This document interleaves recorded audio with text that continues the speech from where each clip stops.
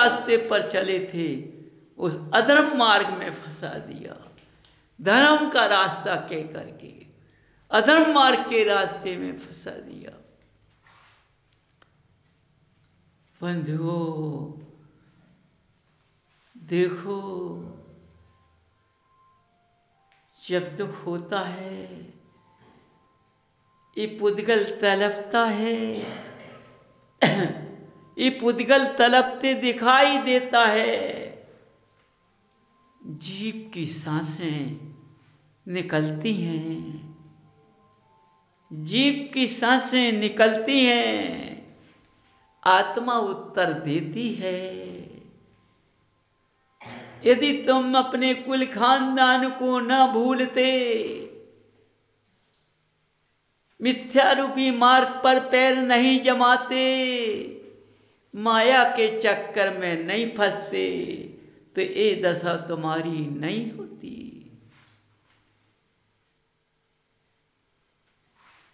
सुख की नींद में सोने के लिए तुमने कैसे कैसे कार्य किए। सुख की नींद तो पास में नहीं है, दुख की नींद तड़प रही है।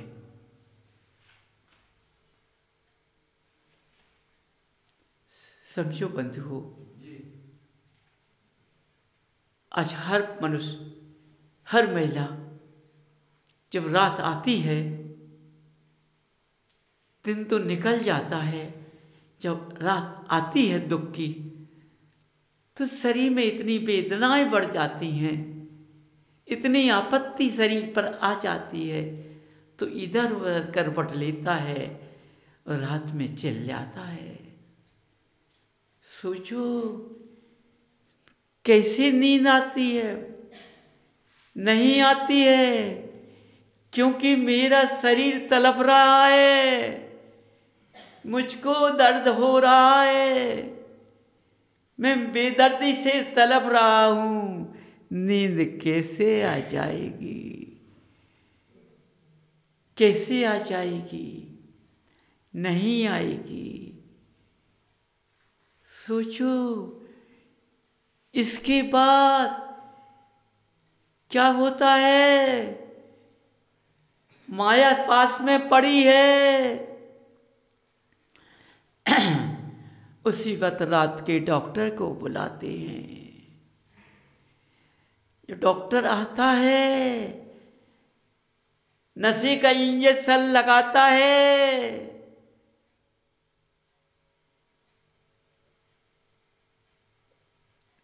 आंख की नींद छप जाती है, पैसा लेकर चला जाता है। समझो, लेकिन भगवान का नाम नहीं ले पाया। क्यों? इसलिए नहीं ले पाया मैंने भगवान का नाम, मैं अपने कुल खानदान को भूल गया, क्योंकि मैं अपने माँ पिता को भूल गया, मैं अपने देवादिदेव देव को भूल गया, जनमाणी माँ को भूल गया। कैसे इनका नाम आएगा? इनकी कैसे याद आएगी? समझो बंधुओं, जब दुख आता है आप लोगों पर, बोलो यही कहानी है कि नहीं है?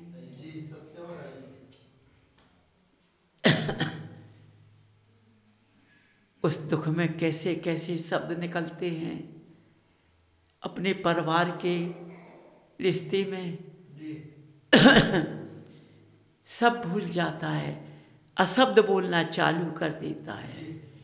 यही माया अशब्द बुलवा देती है, यही समय अशब्द बुलवा देता है, इस सबको भूल जाता है। बंधुओं, आज संसार सागर में, इस वर्तमान युग में यही समय चल रहा है। समझो, यदि ईसा है तो किससे है? समझो किससे है? भाई से। ईसा है तो किससे है? पत्नी से। ईर्ष्या है तो किससे है?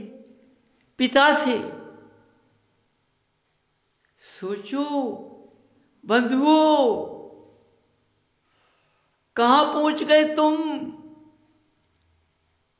तुमने अपने गृहस्थ जीवन में सारी ईर्ष्या किससे कर ली और किसी से कोई ईर्ष्या नहीं है। ये भाई का नाम हो रहा है, हम इसको कैसे पटकेंगे, हम इसको कैसे गिराएंगे? हम दुश्मनों से मिलेंगे और दुश्मन के रास्ते पर चलकर अपने भाई को गिराएंगे। बंधुओं, कैसा समय आ गया है, कैसा समय आ गया है। आंख की पट्टी जो बंधी है उसको खोल कर देखो, समझो। अच्छी बात अच्छी नहीं लगती है और बुरी बात अच्छी लगती है। आज का चारों तरफ देखो क्या नगाड़ा बज रहा है, समझो। जैसा परिवार अपने परिवार को खाने बैठ गया है, ऐसा राज का नेता को खाने बैठ गया है, देश को खाने बैठ गया है। समझिए क्या रिश्ता चल गया है। आज कोई भगवान का नहीं है। भगवान बड़े अचंभे में पड़ गए हैं, बड़े अचंभे में पड़ गए हैं कि मेरा कोई नहीं है, मैं अब अकेला क्या करूंगा, मेरे साथी कोई नहीं है। बंधुओं,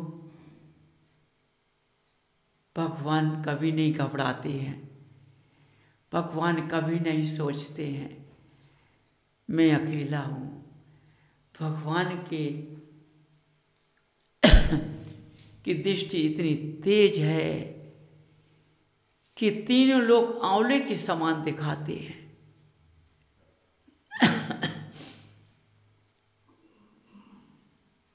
उनके नेत्र में हर जीव दिखाई देता है। जब तो इनको केवल ज्ञानी कहा गया है, ये किसी से भय नहीं खाते, न किसी से भय खाया है। जो भगवान की भक्ति करता है, भगवान की चरणों में मस्तक झुकाता है, जिनमाड़ी माँ के रास्ते पर चलता है, उसका कोई कुछ बिगाड़ नहीं सकता है। कितने भी आ जाएं तो लौटकर वापस जाना पड़ेगा, उसका कुछ बिगाड़ नहीं पाएंगे। क्योंकि उस जीव पर किसकी छाया है? देवादेव अरहन देव की छाया है। समझो, जैसे वृक्ष होता है, कितना फैलाव कर देता है कि राहगीर जब चलता है, धूप लगती है, जब उसके नीचे बसेरा करता है तो वह वृक्ष अपने पत्तों से कितनी हवा करा देता है। वृक्ष चारों तरफ से झूम जाता है, तुम्हें कितना प्यार देता है। जब बैठते हो तो कहते हो अब मुझको ठंडक मिल गई है। मैं बहुत तड़प रहा था। जब एक वृक्ष जब तुम्हारी तड़पन को दूर कर देता है तो देवादेव अरहन देव तो कितने बड़े वृक्ष हैं। ये तो तीनों लोगों के जीवों का रायत कर देंगे।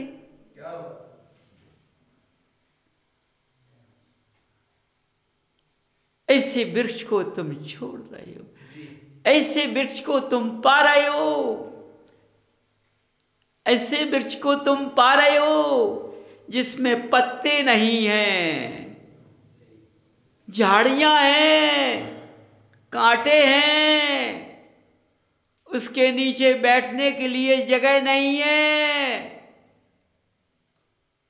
क्योंकि जब ऊपर से गिरता है तो कांटा गिरता है। हवा चलती है तो कांटों की बाहर की हवा चलती है तो कोई डाल टूटती है, कोई पंखुड़ी टूटती है, शरीर पर गिरती है,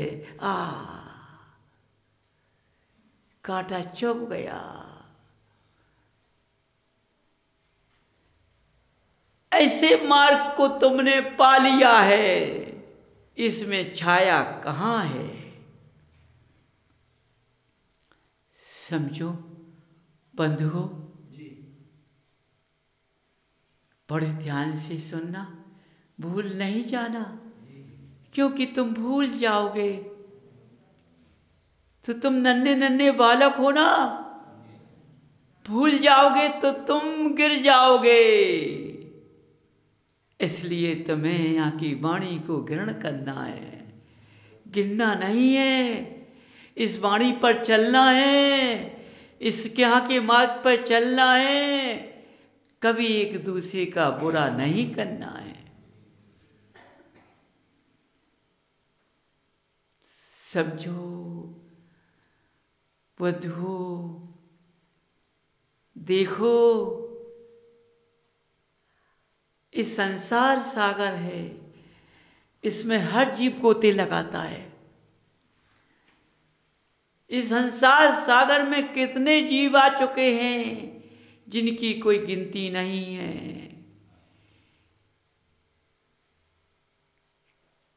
कितने प्रकार के जीव हैं जिनको तुमने कभी देखा ना होगा। जैसे तुमने अपने पुद्गल को नहीं देखा है, ऐसी वो जीव देखने को नहीं मिली है। यदि तुम अपने पुद्गल को देखते ना तो देखने को मिल जाती। बंधुओं समझो, जब जीव पुद्गल मिलता है, पुद्गल कहता है जीव से, तुमने ये क्या कर दिया है, मेरे शरीर पर कितनी मार पड़ रही है। जीव कहता है कि ये लालच में पड़ गया है। ये जीव लालच में पड़ गया है, ये इंद्रियों के वशीभूत हो गया है। पुद्गल कहता है, अच्छा तुमसे नाता जोड़ा, कैसा मैंने नाता जोड़ा। आत्मा बोलती है, तुमने मेरा रास्ता क्यों नहीं माना। यदि मेरा रास्ता मान जाते, ये दोनों की दशा नहीं होती। बंधुओं, तुम सुनकर अचंभे में पड़ रहे होगे, क्या क्या निकल रहा है ऐसा, क्या क्या है। ये महावीर की आवाज निकल रही है।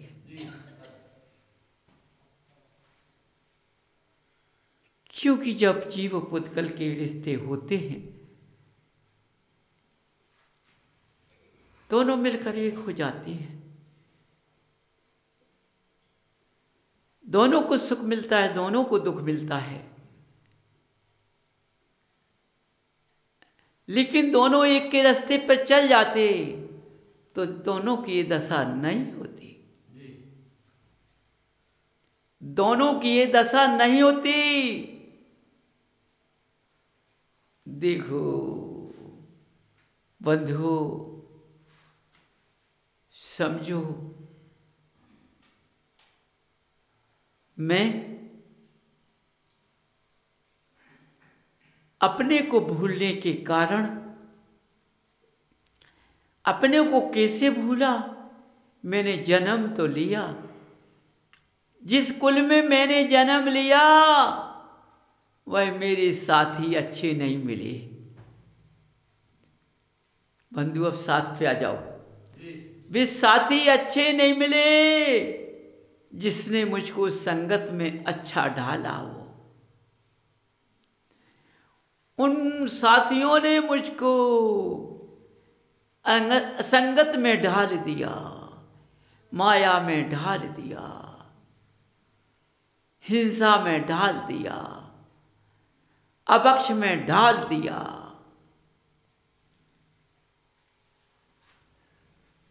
समझो बंधु, समझना फिर क्या होता है। देखो, इस जीव को किस रास्ते पर ढाल दिया है। ये जीव किसी का नहीं होता है फिर, क्योंकि उसको माया के चक्कर में पाड़ने से कुल खानदान को भूल गया, तो ये माँ पिता को भी भूल गया, अपने परिवार के सदस्यों को भी भूल गया। इसकी वाणी में मर्यादा नहीं है अब, समझो, क्योंकि तुमने गलत शिक्षा दे दी है।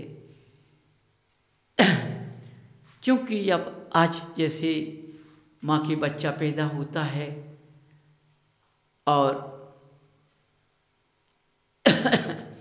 जब बड़ा होता है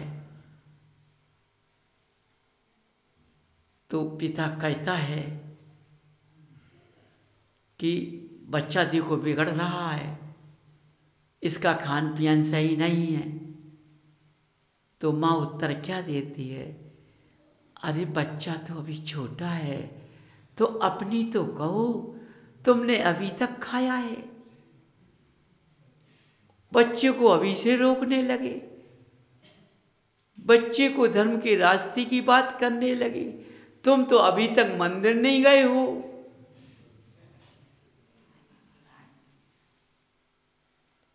तुमने कौन सा अच्छा कार्य किया?